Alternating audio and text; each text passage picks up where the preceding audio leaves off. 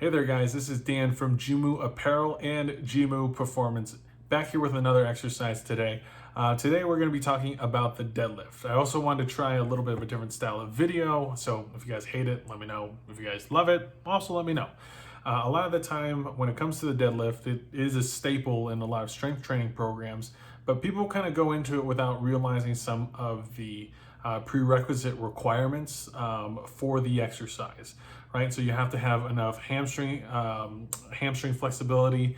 You also need to know how to kind of engage your shoulders and your lats. You have to have enough core strength for the exercise as well. And you just need overall hip mobility for the exercise too. So if you're lacking in any of those areas, what you're going to do is potentially hurt yourself because you are putting now some of the stresses on other structures such as your lower back that are not very well equipped to handle maybe the load that you're trying to perform. So something you have to take into consideration is, can you touch your toes or get kind of close to it with a semi-straight knee, not completely straight, but maybe just a little bend in it. Can you get close to touching your toes first off, or at least the height of where a barbell would be? Can you engage your core muscles? Do you know how to brace, right? Can you breathe while you're bracing your core at the same time, right? All little things that you should kind of take into consideration before trying to perform the deadlift, right? So that you can make sure that you're doing them while you're doing it. So when it comes to the deadlift in terms of the form, right, what we're looking for is a nice flat back, right? And using your legs to perform the lift. In terms of the upper body, it stays very rigid, right? You are trying to keep your upper body tight, and your legs are going to be the primary driving force to get that weight up. Oftentimes people try to hinge from their back, and specifically the lower back, and that causes a lot of problems such as strains in some of the muscles in the lumbar, and it's not a fun time. So what you want to be doing is when you're setting up for the bar, you want to think of about 5 or 6 different things, right?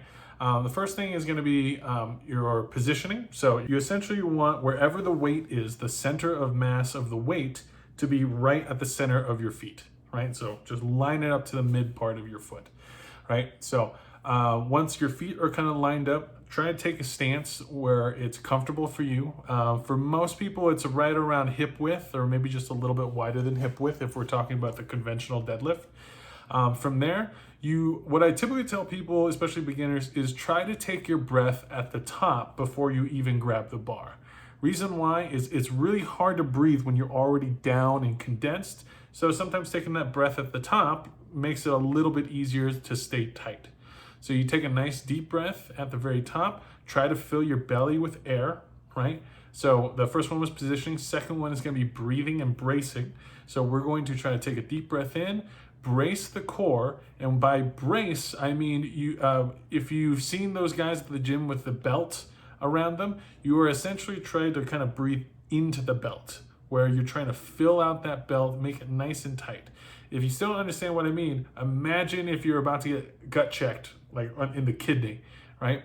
If you're about to get hit right in the kidney, you would probably tense that area up a little bit, right? So I'll show you a little trick to help you kind of get that brace. Try putting your hands just into your torso or into your midsection, right? Kind of like underneath your rib cage, right? And just push it as far as you can, just kind of stay relaxed. Now from here, try to tighten up your midsection and trying to push your thumbs, which are kind of in like your kidney area, out of your body. So I'm pushing in, I'm gonna take a deep breath, fill my belly with air, and try to make it tensed out almost, right? So if you saw my hand, it literally went boom, like that. So we want that circumferential tension all the way around, 360 degrees in that midsection, and we want that to stay stable the entirety of the exercise. That way, as you're moving through a bent over position, you're not moving your lumbar spine, it is staying stacked in place, which is our strongest possible position. Next thing is going to be tightening the lats. So when you go out and reach for the bar after you've taken your breath, tightened your core, you're reaching down for the bar, right? Straight down from the arms. You almost want to imagine you're trying to wrap the bar around you. This will kind of pull your shoulders back a little bit, almost like you're trying to get your lats into your back pocket, right? And that will stiffen up your upper body so that it just holds its position as you try to lift, so that we're not having this rounded shoulder position as you lift, which will essentially make the movement a lot less efficient and cause potentially more rounding of the spine as we're trying to go through that motion. Now, once you've tightened your lats, the next thing you want to do is make sure your hip positioning is correct, right? So most oftentimes, something that we see during the deadlift is similar to a squat. Oftentimes knees could start caving in a little bit. So we typically try to coach the knees to be opened up. So you're kind of prying open the knees. What that also does is it kind of sets your feet up into a stronger position, because your feet should be kind of corkscrewed and grabbing onto the floor. So we're trying to open those feet up, squeezing open the hips using our glutes, and that gets our hips a little bit more involved, gets our glutes a little bit more involved with the exercise, and those are big, strong, powerful muscles. So typically you want to pry those knees open. Also, if the knees cave in, you actually shut down some of your hip mobility or your available hip range of motion, because you kind of run into your own leg, and that means there's more opportunity for that lower back to start moving during the deadlift, which is something we want to try to avoid. So try to open those hips up just a little bit more, give yourself a little bit more space to kind of fit in between your legs. And the last point is, once you've gotten your breath, your core, your lats are set, right? Your hips are in the right position for you. What we want to do is we want to make sure that we're using our legs. We want to, now that we've stiffened everything up, everything's in a real tight, strong position, we want to make sure that the driving force is our legs. So what you want to do is you want to corkscrew those feet in and really make sure that you're trying to push the ground away.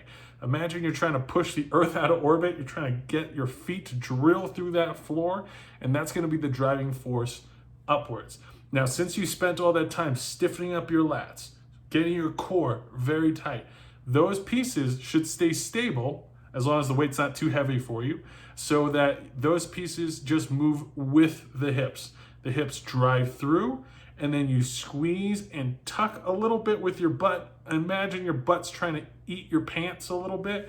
You should give yourself a nice little self wedgie and get a good squeeze out of it. And you almost want to imagine you're kind of humping the bar without overly extending and having your knees bent. You want a real nice stacked straight system. So butt squeezed, a little bit of a tuck, and knees are nice and straight at the very top, just standing tall and proud that you got that weight up off the ground.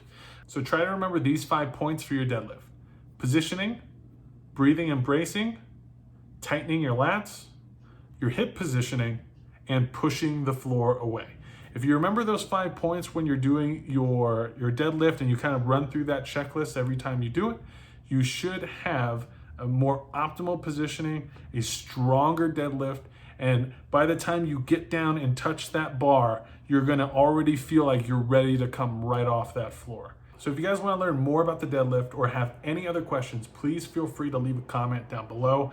That way we can go over different forms, sumo deadlift, for example, so that we can kind of discuss a little bit more in terms of the intricacies of the different variations of the deadlift. But remember, all these same basic cues can definitely apply throughout all variations of the deadlift, right? So remember those 5 points, and you should have a stronger, better, and safer time doing the deadlift. All right, it's one of my favorite exercises, so hopefully you guys can do it in a good, safe, and strong way too.